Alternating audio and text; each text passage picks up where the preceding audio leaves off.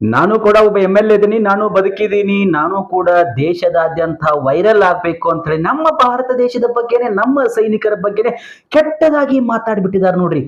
ಕೇವಲ 4 ವಿಮಾನಗಳನ್ನ ಹರಿಬಿಟ್ರ ಉಗ್ರರ ಸತ್ತು ಹೋದ್ರ ಅಂತ ಕೇಳ್ಬಿಟ್ಟಾರ್ರಿ. ಎಂತಹ ಮಹಾನ್ ದೊಡ್ಡ ಎಮ್-ಎಲ್-ಎ ಆಗಿರ್ಬೇಕು ಈ ಪುಣ್ಯಾತ್ಮ. ತಾನೊಬ್ಬ ಎಮ್-ಎಲ್-ಎ ಆಗಿ ನಾನೊಬ್ಬ ಜನಪ್ರತಿನಿಧಿ, ನನಗೆ ಯಾವ ರೀತಿ ಮಾತನಾಡಬೇಕು ಅನ್ನುವ ಸ್ವಲ್ಪ ಅದು ಕಿಮ್ಮತ್ತಾದ್ರೂ ಸ್ವಲ್ಪ ಮನುಷ್ಯತ್ವವಿಲ್ಲ ನಂಗಾಗಿದೆ.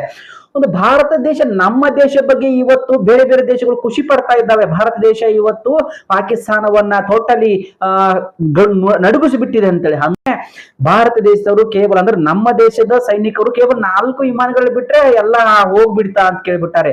ನಿನ್ನೆ ಮಾತಾಡಿದ್ದು ಮತ್ತೆ ಇವತ್ತು ಯುಟರ್ನ್. ದಯವಿಟ್ಟು ಕ್ಷಮಿಸಿ, ನನ್ನ ತಪ್ಪಾಗಿದೆ. ನಾ ಯೋಧರ ಬಗ್ಗೆ ಯಾವುದೇ ರೀತಿ ಕೆಟ್ಟ ಮಾತುಗಳನ್ನ ಮಾತಾಡಿಲ್ಲ ಅಂತೇಳಿ ವ್ಯಕ್ತಿ ಹೇಳ್ತಾರೆ. ಯಾಕೆ ಬೇಕ್ರಿ ನಿಮ್ಗಿಂತಾವೆಲ್ಲ? ಕೇವಲ ನಿಮ್ ಕಾಯಕವನ್ನ ಮಾಡ್ತಾ ಇರ್ರಿ, ಬಿಟ್ಟು ಅನಾವಶ್ಯಕವಾಗಿ ಇಂತಹ ಗಿಮಿಕ್ ಮಾಡ್ಕೊಂಡು ಕುತ್ಕೊಂಡು ಹೋಗಿ ದೇಶ ದ್ರೋಹಿ ಆಗ್ತಿರಲ್ರಿ. ಇಂತಹ ದೇಶ ದ್ರೋಹಿಯನ್ನ ವಿಧಾನಸಭೆಯಿಂದ ಹೊರಗಡೆ ಹಾಕ್ರಿ. ಮೊದಲು ಒಂದು ಎಮ್-ಎಲ್-ಎ ಏನಾಗಿರಿ, ಎಮ್-ಎಲ್-ಎ ತೆಗೆದು ಹೋಗಿರಿ, ಅವಾಗ ಗೊತ್ತಾಗುತ್ತೆ ಏನಂತೇಳಿ. ಒಬ್ಬ ಎಮ್-ಎಲ್-ಎ ಇದ್ದಾಗ ಏನೇನು ಮಾತಾಡ್ಬೇಕು ಅನ್ನೋ ಸೆನ್ಸ್ ಅನ್ನ ಇಟ್ಕೊಂಡು ಮಾತಾಡ್ಬೇಕಾಗತ್ತೆ. ನೋಡಿ ಏನ್ ಮಾತಾಡಿದಾರೆ ಮಂಜುನಾಥ್ ಅಂತ ಹೇಳಿ.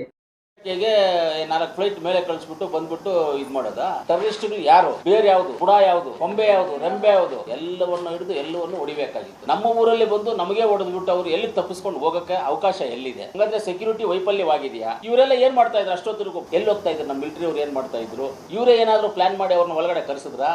ಆಪರೇಷನ್ ಸಿಂಧೂರಿ ಆಮೇಲೆ ಸೈನಿಕರ ಬಗ್ಗೆ ಹಗುರವಾಗಿ ನಾನು ಯಾವತ್ತೂ ಮಾತಾಡೋದು ಇಲ್ಲ. 5 ಜನ 6 ಜನ ಬಂದು ಏನು ದಾಳಿ ಮಾಡಿ ಮಕ್ಕಳ ಮುಂದೆ, ಹೆಂಡತಿ ಮುಂದೆ ಗಂಡನ್ನ ಶೂಟ್ ಮಾಡಿ ಹೋಗ್ತಾರಲ್ಲ. ಸೈನಿಕರು ಫ್ರೀಯಾಗಿ ಬಿಟ್ಟಿದ್ರೆ ಅವ್ರು ಎಲ್ಲ ಮಾಡಿರೋರ್ರಿ ಅವರು.